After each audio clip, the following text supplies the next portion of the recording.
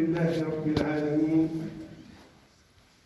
والصلاة والسلام على مبعوث رحمة للعالمين سيدنا محمد وآله وأصحابه أجمعين.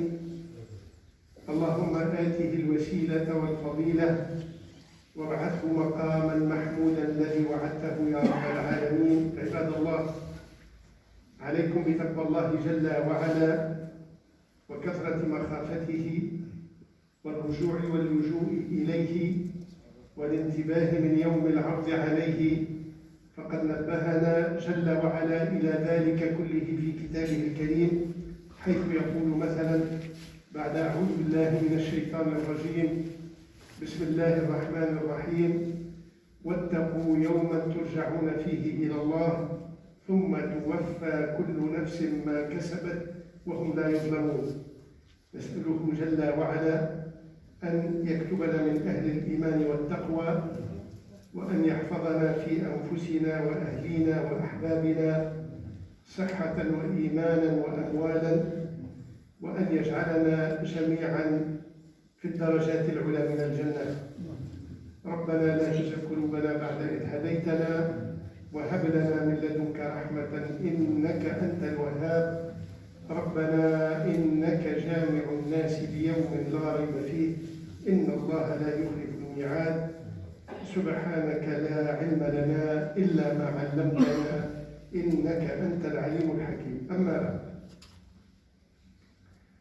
غدا يحتفل النصارى أغلبهم في العالم بما يسمونه عيد الميلاد، أغلبهم غدا، وطائفة منهم تحتفل به بعد حوالي نصف شهر، يوم السابع من الشهر القادم، من أول الشهر في السنة القادمة. Donc demain, c'est-à-dire samedi, est le jour de Noël fêté par les chrétiens occidentaux et d'autres groupes de chrétiens orientaux. Les orthodoxes en particulier célèbrent cette fête le 7 janvier. Le mot Noël que beaucoup d'entre nous, et parce que c'est entré dans la culture, dans les mots communs, ne savent peut-être pas le sens de ce mot. Il veut dire la naissance du Seigneur, puisque dans la chrétienté, Jésus, alayhi salam, Isa, il considère, vous connaissez la foi un peu des chrétiens sur ce sujet-là, et il considère que c'est Dieu, le Fils de Dieu, un parmi trois, et ainsi de suite. En tout cas, il célèbre, ou cette fête célèbre, la commémoration de la naissance de Jésus, le Messie, que les chrétiens appellent Jésus-Christ. Le mot Christ vient d'un mot grec ancien qui est Christos, qui veut dire loin, loin du Seigneur, loin du verbe oindre. Oindre, ça veut dire enduire. Il est enduit par le Seigneur. Enduit, d'huile, parce que l'huile a le sens de la bénédiction, enduit de bénédiction elle-même. Et ce sens, on le trouve dans l'islam.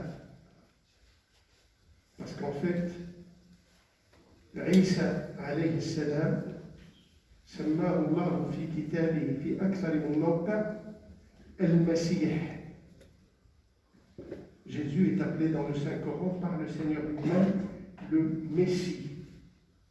Ça veut dire quoi? Le Messie en arabe, El-Messie. Il y a plusieurs sens qui ont été évoqués par le prophète et les compagnons. Certains ont dit ça vient du fait de son voyage important. Il voyageait beaucoup. Donc il embrassait beaucoup la terre. Il se déplaçait beaucoup. قالوا إنه المسيح لكثرة سياحته وتنقله في الأرض.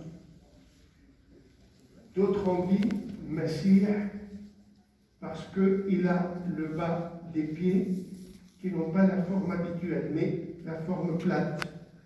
يعني رجليه ممسوحة D'autres ont dit donc أو بعضهم قال بأنه مسيح لأن قدميه ممسوحتان من الأسفل. بعضهم قال بأنه سمي المسيح، بعضهم من المسلمين، أنه سمي المسيح لأن الله أعطاه من البركات إذا مسح على أحد برئ من العاهات وتعافى بإذن الله جل وعلا. D'autres ont dit qu'il s'appelle loin ou El-Masih pour rester dans le terme arabe coranique, parce qu'Allah lui a donné la bénédiction, ce don que quand il passait la main sur quelqu'un qui était malade, il se relevait sain et sauf. Et d'autres ont dit qu'il était né enduit d'huile en bénédiction. وبعضهم قال أنه ولد مسيحا ممسوحا بالزيت بركة من الله. وبعضهم قال أنه مسيح أي ممسوح بالبركة من الله. ونلتقي في هذين القولين الأخيرين مع ما يقوله النصارى في تعريف المسيح. D'autres ont dit donc qu'il est enduit de bénédiction d'Allah Jalla wa Ala. Et dans ces deux derniers sens du mot Messie, nous retrouvons des notions en commun sur cette caractéristique de Isa alayhi salam. Un dernier sens qui est donné par les savants musulmans, قالوا في معنى آخر وأخير أنه مسيح لأن الله مسح خلقه أي حسنه. مسيح الخلق مثل ما قال على سيدنا رسول الله وإنك لعلى خلق عظيم. سمى عيسى بالمسيح لخلقه الرفيع العالي. Et donc dans ce dernier sens, certains savants ont dit il s'appelle ainsi El-Masih parce que Allah a fait que sa moralité, son éthique sont très hautes et le mot Masih en arabe peut prendre ce sens-là. من هو عيسى عليه السلام الذي يحتفل به مئات ملايين غدا بميلاده. Qui est Jésus donc? يصعب أيها الإخوة أن نعرفه في كلمات، الوقت لا يسمح، عندنا دقائق معدودة، إلا أنه أنصح إخواني وأخواتي وأبنائي أن يقرأوا كتاب الله سورة مريم، سورة آل عمران، بعض من سورة النساء، بعض من سورة الأنبياء، بعض من سورة المائدة، فيها تعريف كاف شاف مفصل لمريم أمه عليها السلام ولسيدنا المسيح عليه السلام من بعثه في بطن أمه إلى ولادته. Il est très difficile en quelques minutes de donner toutes les péripéties de la vie de Isa alayhi salam. Mais Allah en a parlé fréquemment dans le Coran, et en particulier la sourate Al Imran, la famille de Imran, la sourate numéro 3, la sourate Maryam, Marie, la seule sourate qui porte le nom d'une femme, la sourate 19, la sourate Al-Anbiya, les prophètes, la sourate Al-Ma'idah. Donc toutes ces sourates et ailleurs, mais de façon assez rapide ailleurs, dans ces sourates, Allah nous a parlé suffisamment pour qu'on n'ait pas de doute, des amalgames, des choses floues sur Isa. On va le présenter en quelques mots, Inch'Allah, très rapidement. Mais lisez le Saint-Coran, il n'y a pas mieux.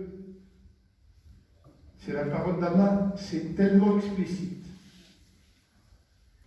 Allah nous dit, on va aller très rapidement, plus en français qu'en arabe, on n'a pas le temps de tout citer, que Maryam, Marie, la mère de Isa alayhi salam, était une sainte.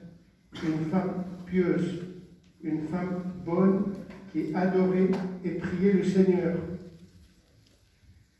Allah lui a envoyé les anges pour la rassurer qu'Allah l'accompagnait, est avec elle, et il va lui donner une bonne nouvelle. Il nous dit, par exemple, dans ce que je traduis dans Sourate Al-Imran, et quand les anges dirent ô Marie et à Maryam, certes Allah t'a élu au-dessus des femmes du monde, ô Marie, obéis à ton Seigneur, prosterne-toi et incline-toi avec ceux qui s'inclinent.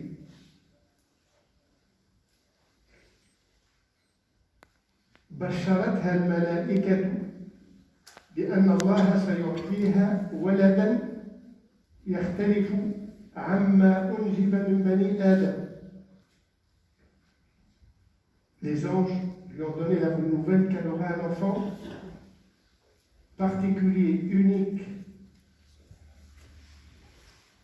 Toujours dans Sourate Al-Imran, Allah dit, je crois que traduire par, et quand les anges disent, ô Marie, voilà qu'Allah t'annonce une parole de sa part. Son nom, إذ قالت الملائكة يا مريم إن الله يبشرك بكلمة منه. Son nom sera Al-Masih. اسمه المسيح عيسى بن مريم. Isa, fils de Marie, illustre ici-bas comme dans l'au-delà, et l'un des rapprochés d'Allah. Il parlera aux gens dans le berceau, et quand il sera d'âge mûr, et il sera du nombre des gens du bien. Elle dit, قالت بشروها بشرتها الملائكة فقالت رب أنى يكون لي ولد ولم يمسسني بشر. Elle dit, Seigneur, comment aurais-je un enfant alors qu'aucun homme ne m'a touché? قال كذلك الله يخلق ما يشاء إذا قضى أمرا فإنما يقول له كن فيكون. Il lui a été répondu, c'est ainsi. Allah crée ce qu'il veut. Quand il décide d'une chose, il lui dit seulement soit, et elle est aussitôt créée. وبشروها بما سيكون عنده من بركات ومعجزات لم نفصل فيها. Et il lui a annoncé tout ce qu'il aura comme particularité. Donc en gros, en résumé, alors que Marie est une vierge qui n'a pas connu les hommes, qui ne connaîtra pas les hommes, sur le plan intime, elle est sainte. Allah Jalla wa Ala a fait que, dans un premier temps, on lui annonce qu'elle aura un enfant pour que le jour où elle sera en grossesse, elle ne se retrouve pas perturbée, étonnée d'où ça vient, dans la tourmente, dans le questionnement, dans le délire. Donc on l'a rassuré qu'elle aura. Puis le jour venu, Allah a envoyé l'ange et il a insoufflé en elle le souffle de vie de Jésus. Et fut ainsi la grossesse par une volonté divine.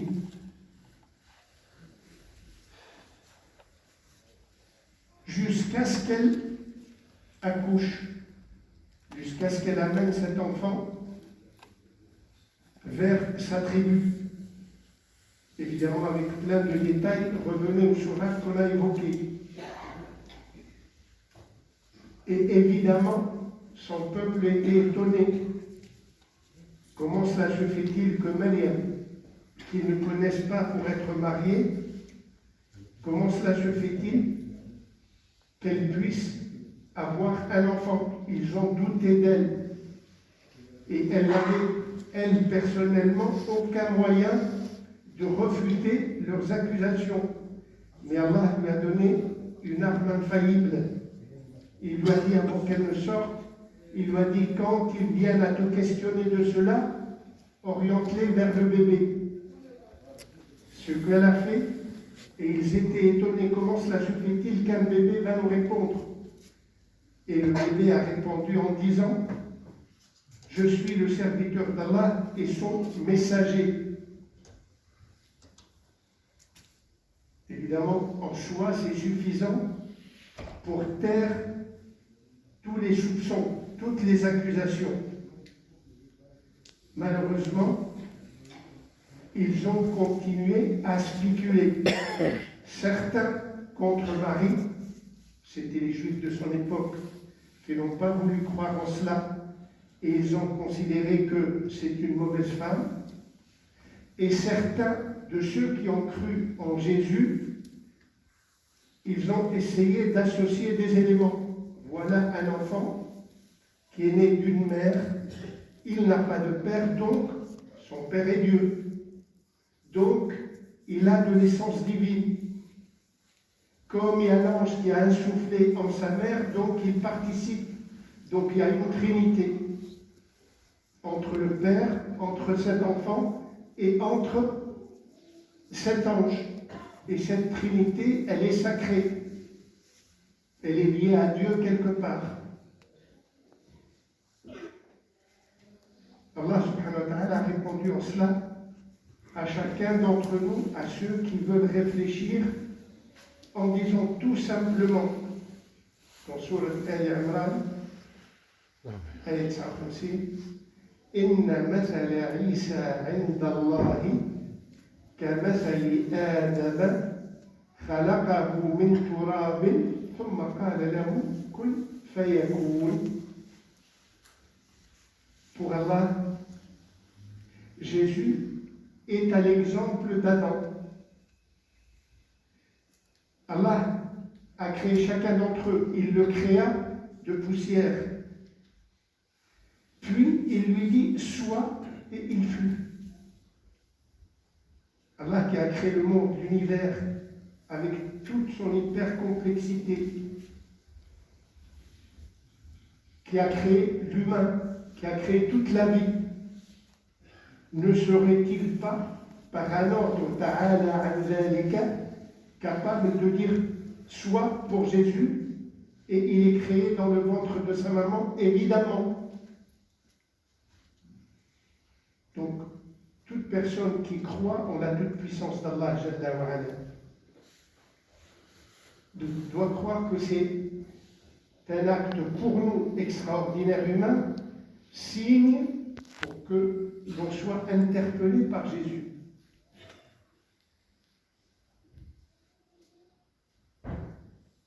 Chaque création ou chaque naissance d'un être humain passe par le souffle de vie que l'ange a insufflé en Marie. في الحديث الصحيح الذي رواه البخاري ومسلم تجدونه في الأربعين النووية يرويه ابن مسعود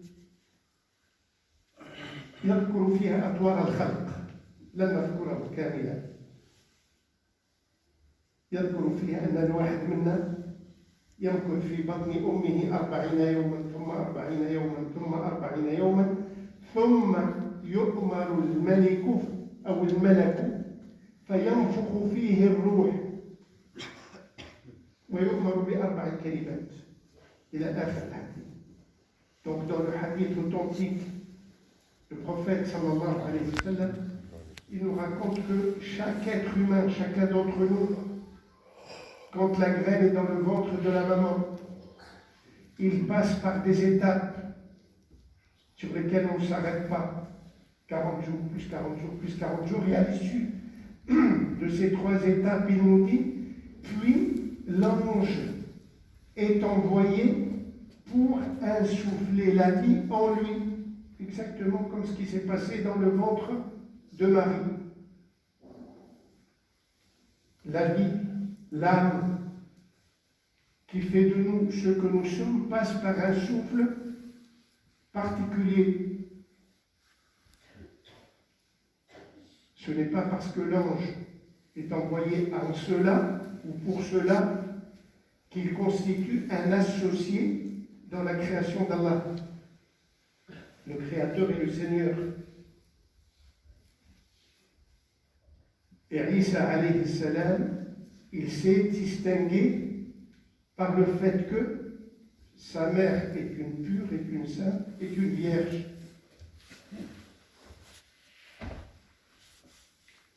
أعطى الله لعيسى عليه السلام ما أعطى من الآيات فكان يبرئ الأكمه والأبرص. Allah a donné à Isa des signes pour nous interpeller les gens de son époque. Notamment, il était en capacité de guérir par la volonté d'Allah, en mettant sa main justement. Encore plus extraordinaire, il faisait revivre les morts par la volonté d'Allah. Il faisait des choses extraordinaires. Et face à cela, soit on est interpellé parce qu'il appelle à Allah, à Dieu. Il ne dit pas « je suis l'homme extraordinaire, je suis le Créateur, je suis au-dessus de tout ». Il dit « je suis le serviteur de Dieu ». Donc il appelle les gens à Dieu. Il dit « je ne suis qu'une création de Dieu qui vit et qui disparaît. Revenez à Dieu ». Et il les appelle à la Torah et à l'Évangile. Face à cela, les gens, soit ils sont doués de foi, de bon sens, et ils le suivent, soit ils sont contre lui, ou ils divaguent dans ce qu'il est. Et ceux qui étaient contre lui ont comploté pour tenter de le tuer, et à la fin, ils ont pensé l'avoir crucifié, l'avoir mis sur une croix, pour le tuer de la pire des façons, en le clouant sur une croix. Mais Allah Jalla wa Ala nous répond que tout comme il a été un mystère dans la façon dont il est venu, par la volonté d'Allah tout court, il a été un mystère également dans sa disparition, puisqu'il nous dit il n'a point été tué, mais Allah l'a élevé auprès de lui.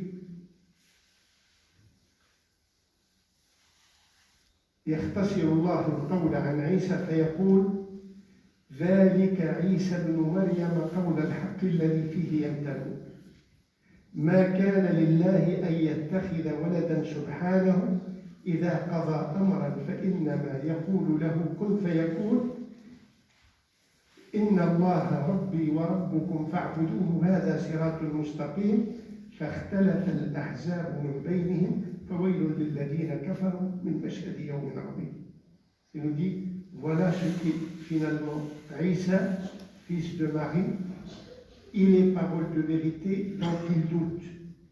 Il ne convient pas au Seigneur Allah de s'attribuer un fils, gloire et pureté à lui. Quand il décide d'une chose, il dit seulement soit, et elle est, et en continuant à parler au nom de Isa, certes, Allah est mon Seigneur, tout comme votre Seigneur, adorez-le donc, voilà un droit chemin. Et il nous dit par la suite, face à cela, les sectes divergèrent entre elles, alors malheur aux mécréants lors de la vue d'un jour terrible. هذا أيها الإخوة في اختصار الأخوات في اختصار شديد من هو عيسى نبي صالح مكرم عظيم من أكرم الأنبياء بشر ككل البشر ميزه الله بآيات صاحبت ولادته حياته موته حتى يظهر الناس ويفتح عقولهم إلى الإيمان. Voilà donc Jésus tel que le Coran nous le définit. C'est un humain, pas comme tous les humains, par ses qualités morales, mais également dans sa conception, dans sa naissance, dans sa vie, dans son départ ou sa disparition. Tout en lui, c'est pour cela que c'est un des plus grands prophètes et messagers d'Allah, tout en lui est interpellation vers le Seigneur, sa puissance, sa capacité, et que c'est lui qui détient la naissance, la vie, et c'est vers lui que revient chacun d'entre nous. نسأل الله جل وعلا أن يجعلنا نؤمن به بكل الأنبياء وعلى رأسهم رسول الله صلى الله عليه وسلم إيمانا لا يتغير ولا يتبدل كما أراده الله لنا، ونسأله جل وعلا أن يكتبنا من أهل الفضل والصلاح في الدنيا والآخرة.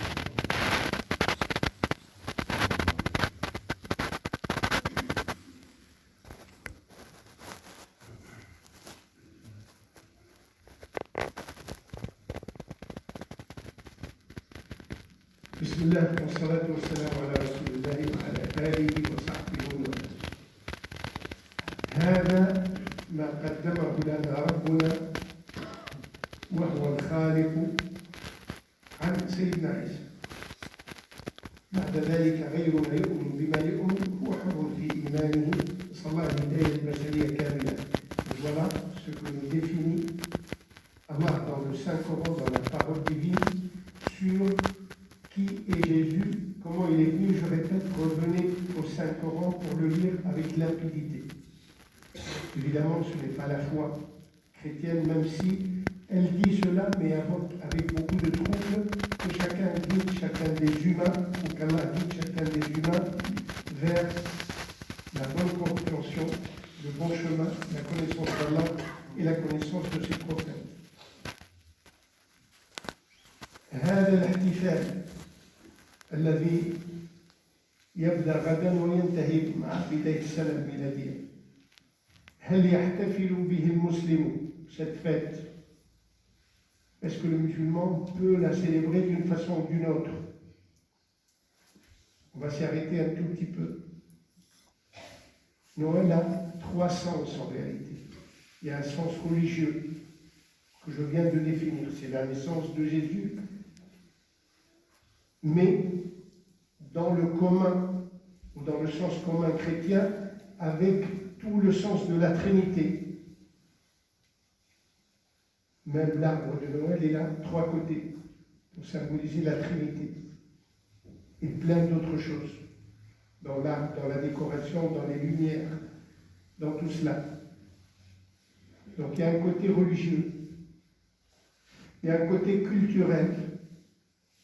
Il y a plein de gens qui ne sont plus croyants en France et qui fêtent Noël d'une façon ou d'une autre. Et il y a un côté commercial.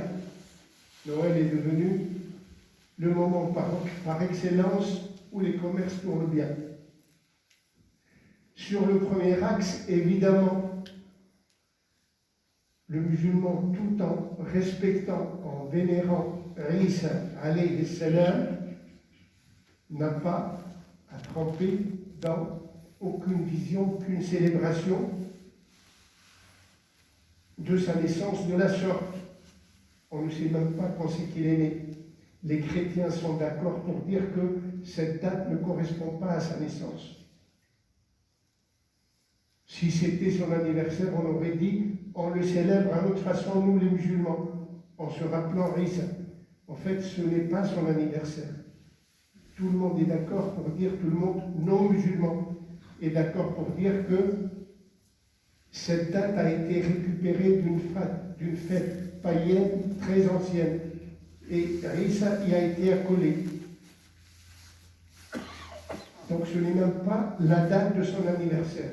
Et dans tous les cas, vu que c'est une fête chrétienne avec la foi chrétienne, il est évident que le musulman ne fait pas partie de cela. Sur le plan, je vais commencer par le côté commercial plutôt, sur le côté commercial. Malheureusement, comme je disais, cette période est devenue une période de consommation à l'extrême. Les gens achètent sans besoin, et parce qu'on les appelle tellement. Est-ce que le musulman doit entrer dans ce jeu de consommation? S'il a des besoins, il profite de cette période pour acheter, parce que généralement les prix baissent. Sinon, l'excès et le gaspillage est un mauvais acte. Il y a tellement d'autres chemins vers lesquels on peut orienter nos biens, notre argent, apprendre à nos enfants qu'ils s'y orientent que d'acheter pour gaspiller. Si on a un besoin qu'on achète, quand on n'a pas besoin, on n'a pas besoin d'acheter. Ça s'arrête là.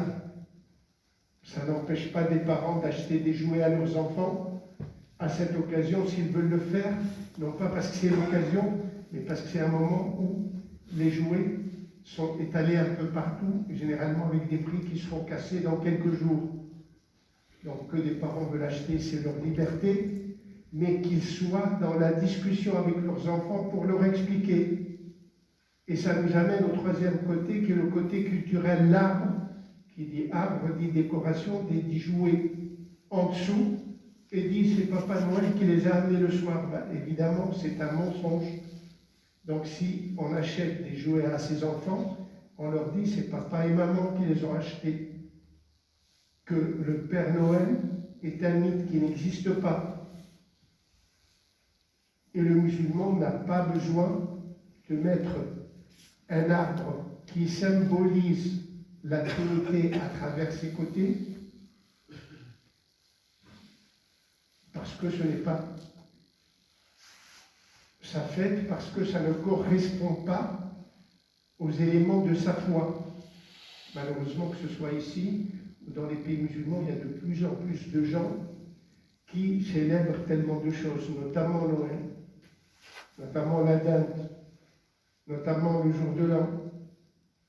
Tout ce qui se fait ailleurs, on trouve des musulmans qui le suivent sans en connaître le sens et sans se mettre un tout petit peu en retrait pour comprendre. Ça n'empêche pas que le musulman soit dans la sympathie avec les non-musulmans, dans l'esprit de fraternité avec eux, dans le respect avec eux, qu'il les félicite de leur fête. Et ça nous amène pour finir à certains d'entre nous qui sont dans un cas un peu particulier. Certains musulmans peuvent être mariés avec une non-musulmane, une chrétienne en particulier. Dans leur famille, ils peuvent avoir des personnes, les parents, les grands-parents, les frères et sœurs ou autres, qui ne sont pas musulmans, qui sont chrétiens. Il ne va pas les bouder. Il ne va pas se mettre à l'écart. C'est leur jour de fête. Il n'est pas anormal qu'il soit avec sa famille,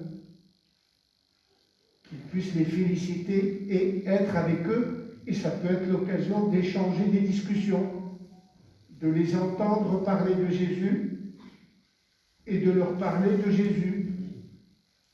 C'est cela qui rapproche les gens, c'est l'échange, le respect et l'échange. Donc on ne se boude pas, on ne se regarde pas en chien de faïence. Ce n'est pas parce que les chrétiens ne croient pas comme moi que ce sont des ennemis.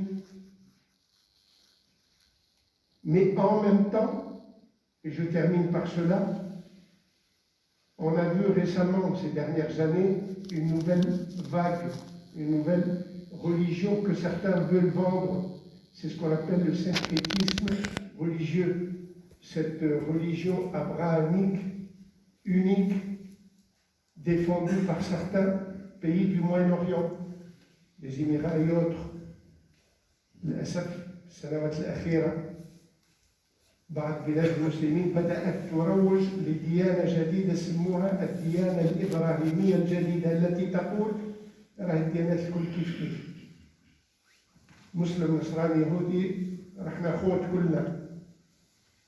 هذا عبث واستهتار بالديانة النصرانية واليهودية وطبعا بالإسلام. Ceci n'a aucun sens religieusement. ربنا عندما قال لكم دينكم ولي دين هو الخالق ويعلم كل بما يؤمن وإليه يؤوب الناس كلهم. لكن هذه الخلطة اللي أبعادها سياسية أكثر منها دينية إنسان ينبذها من رأسه، خاصة وأن فيه أشباب علماء يروجون لهذا.